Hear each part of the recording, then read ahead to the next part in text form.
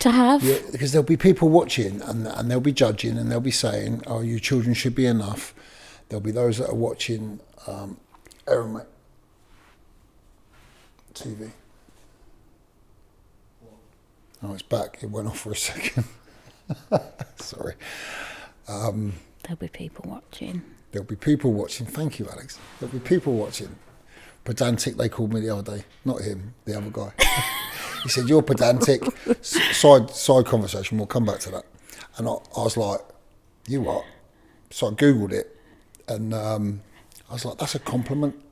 He was like, yeah, I know. I said, why are you saying it like it's an insult then? It's like, I'm like, on the detail. But these It's guys, the way you see things. These guys are chilled it? and they know what they're doing. I have no idea what's going on.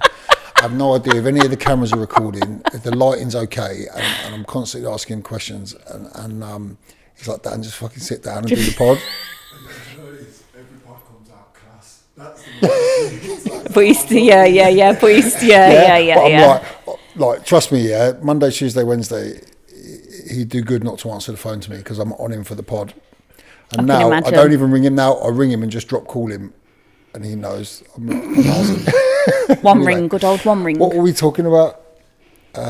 People judging. Yes. Yeah, so there'll be people watching. What were we talking about? You know, this ADHD is driving me mad. It's about 6 other conversations I could talk about now, but none of them are the one I want. People watching that'll be judging. Yeah, that's where we were. There'll be people watching that'll be judging and being like, "Oh, your children should be enough. Your children should be enough," and there'll be people watching that are in recovery, and hopefully at some point, I should imagine there'll be people watching that are pregnant and that are using, mm-hmm. And that's why I'm here. And they'll be thinking, wow, people, you know, you'll be the first person maybe they've ever heard or seen, particularly the ladies that are pregnant. But I want to say to them, the shame won't kill you. Yeah. The using will. Yeah. There's a way back from anything. There is a way back. I'm living proof of it. If you used when you're pregnant, and that means there's no coming back from that because it's too dark and shameful, and there's no forgiveness in that, I wouldn't be sitting here 6 years clean if that was the truth. Yeah. There is a way back. It's a brave thing to do, to come on and talk about it. It's like courageous, you know. But if I don't do that and I say, like, I'm not talking about that because it's a secret and it's dark and it's this and that, then how will anybody ever know that it doesn't have to carry on? Yeah. I had the perinatal team involved in my pregnancy, the mental health. I had substance misuse, so they knew what was going on.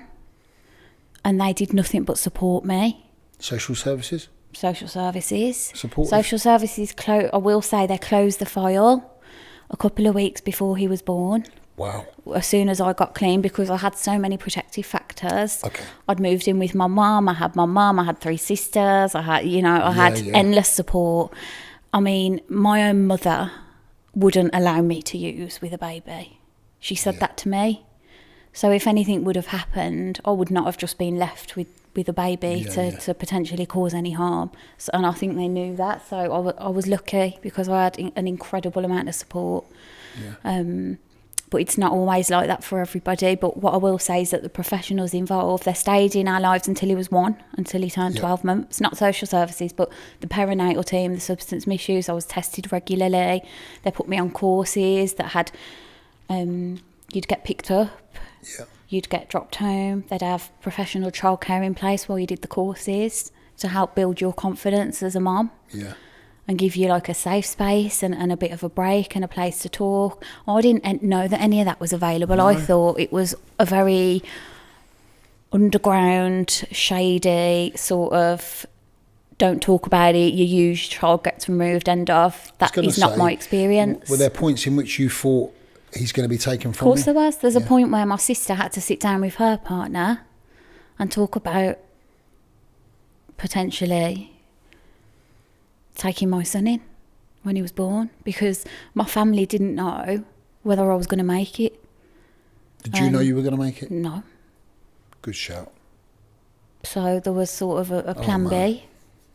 And my sister gets tearful and emotional even now when she talks about that conversation that she had to have.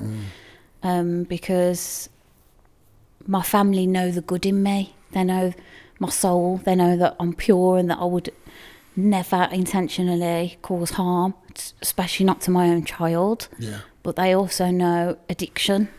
So you couldn't have really placed bets on what way it was going to go. And so those conversations had to take place. Take addiction out of it for a second, you know, and just throw in the, I suppose, go with me on this. The reasons that someone would turn to using, you know, and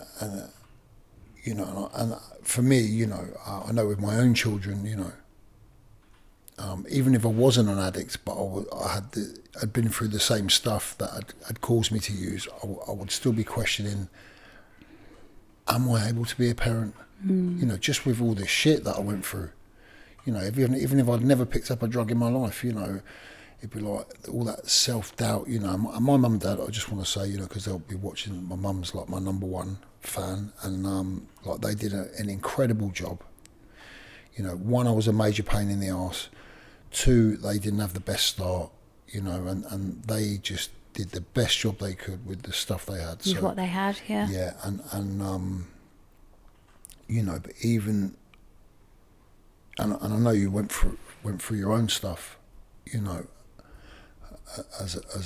but before Jude was born. Mm-hmm. And it's like, did you ever kind of just think, am I able to do this? Am I able to be a mum? Yeah, of course I did. I thought I was too damaged. Yeah, that's what I'm getting at. Yeah, I thought I was too damaged to be. I mean, I thought that my karma was that I couldn't actually conceive. Yeah.